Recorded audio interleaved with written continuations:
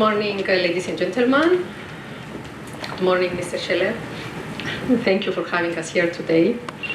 It gives me great pleasure to be here at the 7th Annual Capital Link Cyprus Shipping Forum, the first forum I attended after my appointment almost 1 year ago. I extend my heartfelt gratitude to the organizers, especially Mr. Bornozis and the whole team, for this distinguished invitation.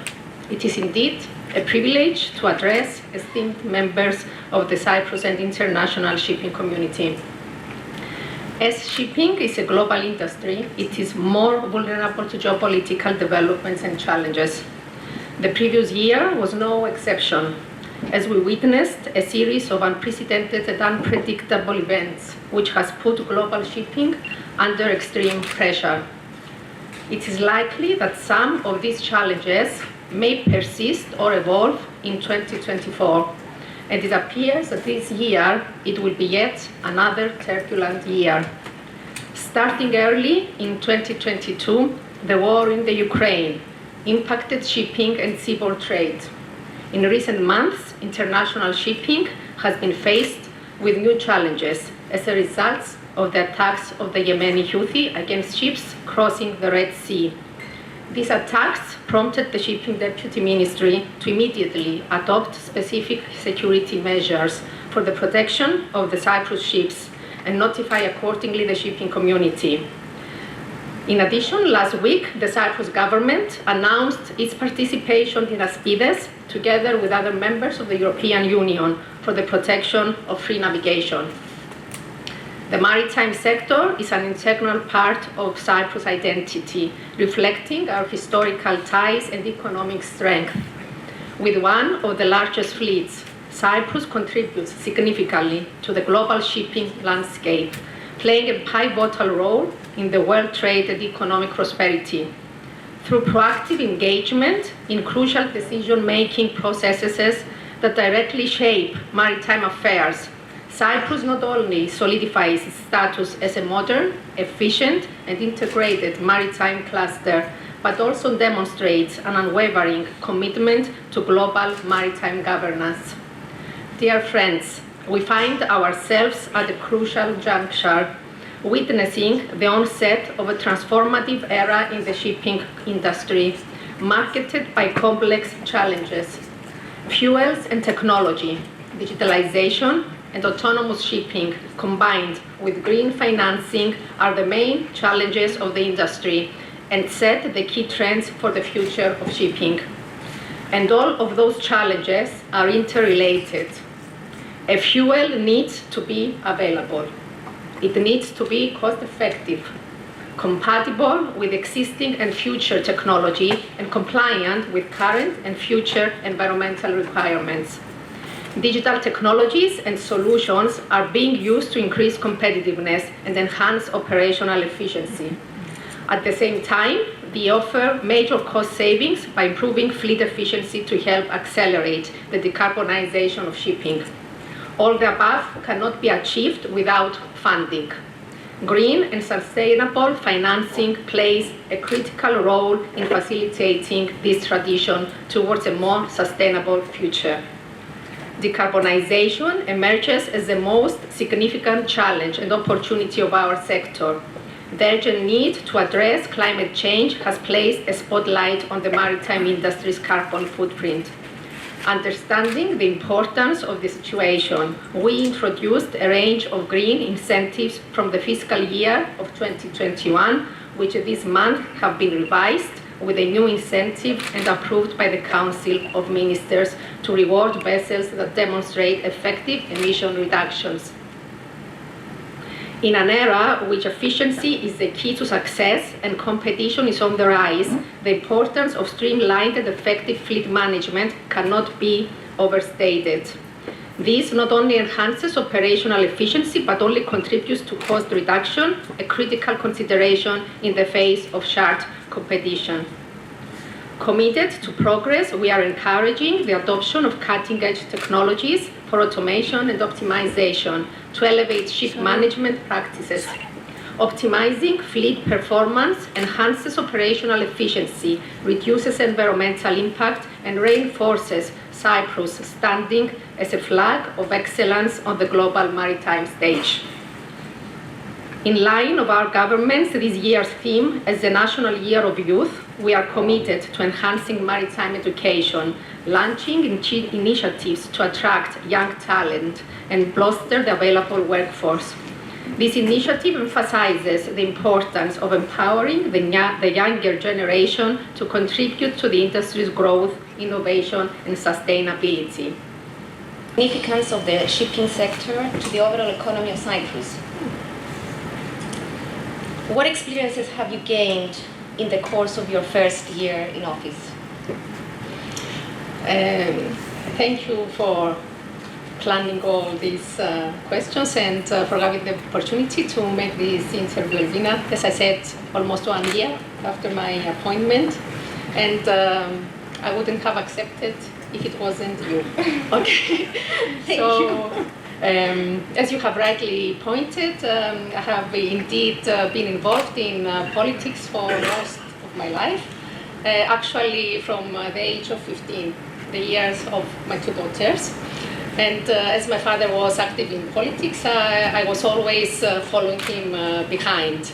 And I have been very active throughout my political career through the Democratic Rally. I have been elected as a municipal councillor in Limassol in 2016. I have been participating in many committees of my parties, representing them in Cyprus and abroad, until my appointment as a shipping minister in 2023. During the 2023 presidential elections, I hold the position of the director of the office of the president-elect, Mr. Nikos Christodoulidis. So I'm used to working under pressure and facing new challenges. But being appointed the head of the ministry, it's a whole unique experience. I accepted the honor, and I fully understand the responsibilities to head an industry and the ministry such as the shipping ministry. The contribution of the sector is to the economy, as we all know, is enormous, and especially after the challenges that we had to face with the Russian sanctions, it was really a challenging one. From the first day that I was appointed, I have embarked on a unique journey.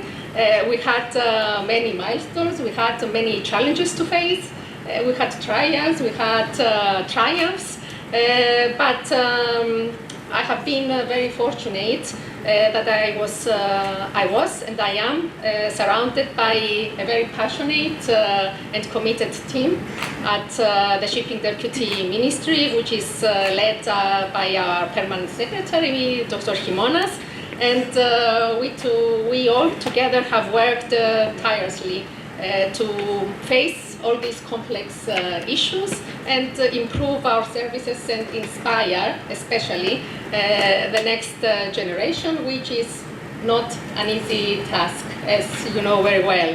So, with gratitude, I have to say to all of the people that among us here today, I had countless meetings with each and every one of them, meaningful connections along the way, and I really want to express my gratitude to the Cyprus Union of Ship Owners and the Cyprus Shipping Chamber for their support and for their guidance.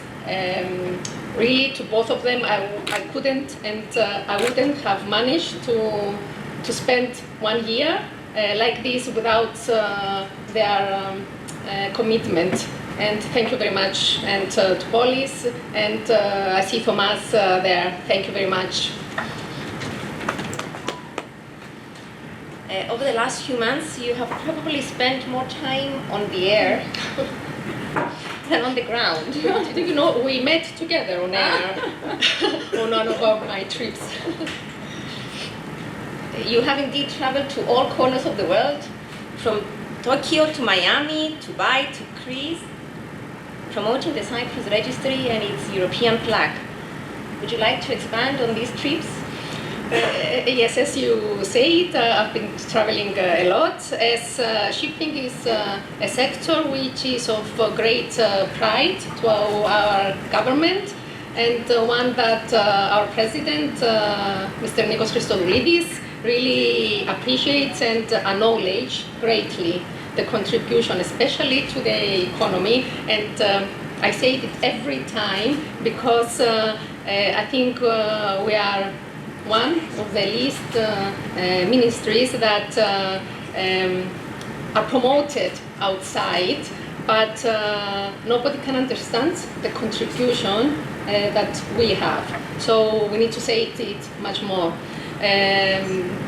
So it's of highest priority to promote the advantages of the Cyprus cluster as a whole, and we need to be present everywhere, and especially on the high-level meetings and summits that are happening around the world.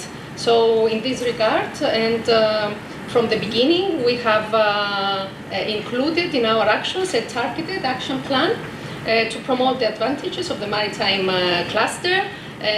Believe me, we have quality companies that stand out, and we have nothing to envy from other countries.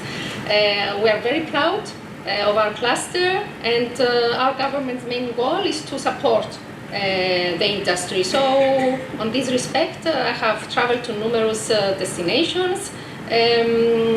As a result of these travels, of all these meetings, I'm very happy and that we have seen a very positive response to all these actions, and we remain committed to continue with all these efforts. Cyprus has strong ties with the Greek shipping community, so Greece was the first on our agenda, and I have traveled in Athens very frequently. I have attended many events. I had a meeting with the shipping community. Many of you are here today, and I want to thank you for the support that you show on our industry, and especially for supporting our flag. And you have started supporting us in difficult times, and continuing to support us is very important for us, so thank you. So as part of these efforts, I participated also in some meetings to strengthen our bilateral relations with Greece, which is very important. Our president with the Prime Minister, Mr. Mitsotakis, have very good relationships and ties. So I was at the first intergovernmental meeting between Greece and Cyprus. Shipping was on the agenda, which was very important for us.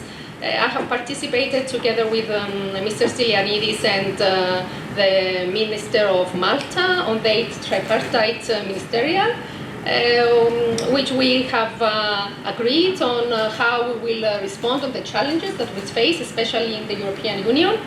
And along the way, I traveled in Brussels, I traveled in London at the IMO, in all international fora. It's important to have a strong voice. It's important to strengthen our role on this fora. It's important to be there when the strategies, when the policies are being decided. We have seen some policies that we face now that we could have done much more better. So it's important to be there and not to run after and behind to try to solve all these problems. So we attribute high importance to our international cooperation. I'm happy to say that we have a very good relationship and a good cooperation and a friendship with the new with Arsenio Dominguez, and we had the opportunity to discuss many matters regarding Cyprus especially. So yes, I was in Japan and in Miami in January. Before I was in Dubai, where we have been a speaker again at the ministerial dialogue concerning the relationship between governments and collaboration for infrastructure and innovation, which is something I said at the beginning that is very important, the funding, that we see an opportunity there and we have to take it. And I have to say that during my visit in Limassol, I had the chance to see that, and I was impressed that companies here in Cyprus are far front in the innovative matter. And this is very important and very encouraging. So in January I was in Japan. I had seen some companies to strengthen our relationships. The highlight of my trip, I have to say, was the naming ceremony of 2 ships of safe bulkers after an invitation from Mr. Hadjimanolis, which I thank you again very much. Thank you, and especially for giving the chance for 4 ships to have the names of the 4 occupied towns of our country after almost 50 years of the Turkish invasions. We are also from Famagusta, and I'm also from Famagusta, so one of the ships was named Amohostos. The other one, the Kerimia, Rizokarpaso, and Morphu, and it's really important because for almost 20 years, the ships with the Cyprus flag will be flying around the world. So thank you.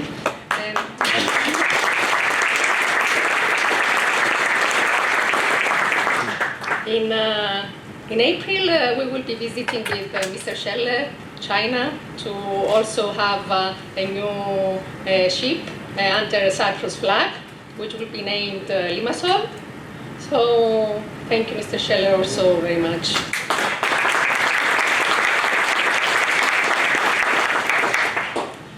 In Miami, I had the chance to make targeted visits with our collaborators in the cruise sector, Royal Caribbean, Norwegian. The cruise sector is very important for Cyprus.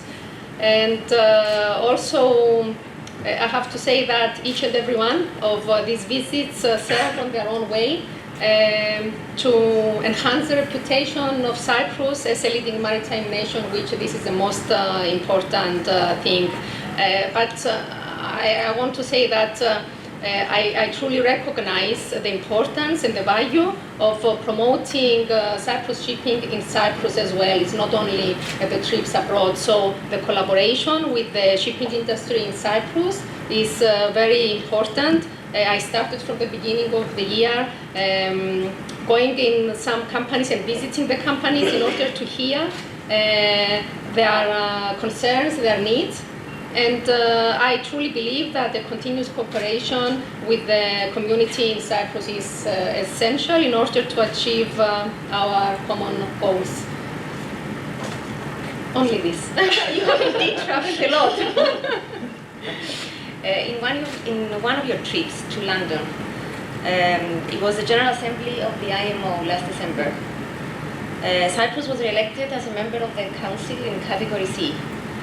I understand that the election was not without challenges. Would you like to expand on this success? Yes, it's on that flight that we met, yours, yes, traveling. And yes, indeed, the elections took place in London in December 2023. Cyprus was re-elected at the Council of the IMO for another 2-year terms for 2024 until 2025. As we all know, Cyprus was first elected in 1987, and since then, due to its successful and significant work within the Council and other bodies of the organization, we have continuously been re-elected. Cyprus election is indeed very important as it allows us to participate, as I said before, in decision-making processes, to be there when the policies are decided. So yes, particularly this election, we have faced several challenges that influenced the election results, not only for us, but and for the other European Union countries, and for countries that have these particularities on the international conditions prevailing, such as the war with Russia and Ukraine. And this re-election takes a very great importance because usually we have to face the Turkish bloc, which is against our election. And this year we had to face also the Russian bloc, which because of all this that was happening in the European Union and the injections, it was also against all the European countries. And I have to say that the effort that was made this year was really huge. We have managed to retain the same votes that we had in 2021 elections. I have to really thank our office in London and the High Commissioner there and all the collaboration with the Ministry of Foreign Affairs. It was a joint work, it was a teamwork, and one that showed that Cyprus has a strong position in the global shipping. It's very important. I say it all the time that we need to have a strong voice. And we have managed throughout the years, despite all the difficulties that we had to face. We said this when we had also the 60 years anniversary, that we have faced too many struggles, and we have managed, after all this time, to be on the top. So continuing to be on the top is really important, and our election has shown this year the importance of Cyprus shipping. Speaking about the IMO, please allow me to make a special reference to another lady in the world of shipping who has made her mark. Despina Panagiotou Theodosiou, joint CEO of Tototheo Maritime and former president of Wisdom, has been selected as the recipient of the first ever IMO Gender Equality Award. I do not see Mrs. Theodosiou here, but we congratulate her in her absence. On this topic of gender equality, let us focus on the role of women in shipping. Deputy Minister, in your opinion, what is the greatest challenge to a woman aspiring to get involved and excel in the shipping industry, bearing in mind her other roles as a mother, wife, and all of this? First of all, I want to congratulate also Despina. It was indeed a remarkable achievement to be able to win as a country, especially Cyprus, the first country to receive an award on this field. We had a press conference on the well-being of seafarers, recognizing the important role that seafarers play in maritime industry. Mr. Chairman, I think we're out of time. Do you have time for another question, maybe? One more. This is an exceptional phase, but you're going through that. We have to make it an exception for you. Thank you. Okay, totally different subject. One can recollect the efforts of your predecessors for the relocation of the Limassol headquarters. Can you please tell us what are the plans for the future Cyprus Flag Administration premises, and also briefly for the premises of the Piraeus Maritime Office? Yes, from day one, both I and my associates have put a lot of effort in going through a long list of bureaucratic and complex procedures. You know how this can be. It is a project of this magnitude. Is not obviously an easy job, but nevertheless, I'm pleased to say that our efforts have not been in vain. In close cooperation with the Ministry of Transport and the Minister, Mr. Bafeadis, which I totally appreciate and thank all his support, we have managed to find a suitable state-owned plot of land, which that was what we were searching for, to be owned by the government. The Council of Ministers have confirmed a few months ago that this plot would be used exclusively for the building of the house of the Shipping Deputy Ministry. I'm glad to say that after many meetings, we are now in the final stages of this long process. I believe that in the next few months, the Public Works Department will be able to put the final touches on the preliminary design, and our target is to secure that the necessary funding is on our state budget for 2025. Now, as for the premises in Piraeus, I'm very glad that you asked, because nobody knows really about this project. I'm confident that the restoration of the building, it is known as Koroneos. It was donated to the government of the Republic of Cyprus. It's progressing very well, and we believe that the completion date will be at the end of 2025.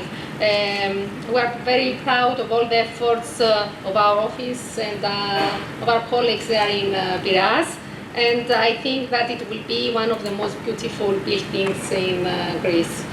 Really cool. Yes. Seeing that. I want to thank you for the chance to have this discussion. Thank you for giving me the chance to work. Oh, and I think that through our discussion we have we tried to show to the industry that through our joint work and our collaboration we can do miracles in shipping, Elvina. Keep up the good work. Thank you. If I may just make one comment in finishing. Thank you, Marina. You're exceptionally open with your views right now, and thank you very much for an excellent interview, Elvina. One thing, if I may, add one thing which none of them didn't mention here.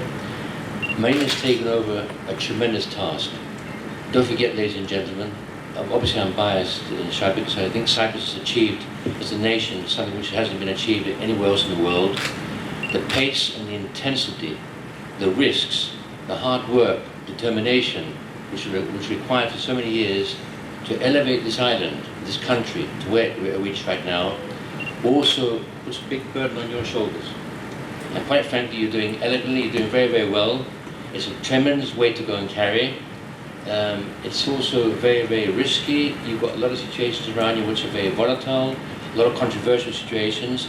And don't forget, ladies and gentlemen, is that a country like Cyprus has got a lot of people looking sideways in terms of finding ways and means of what they can criticize. And what I can say is I commend you, I congratulate you for a tremendous achievement of what you've done so far. Thank you. Oh, thank you.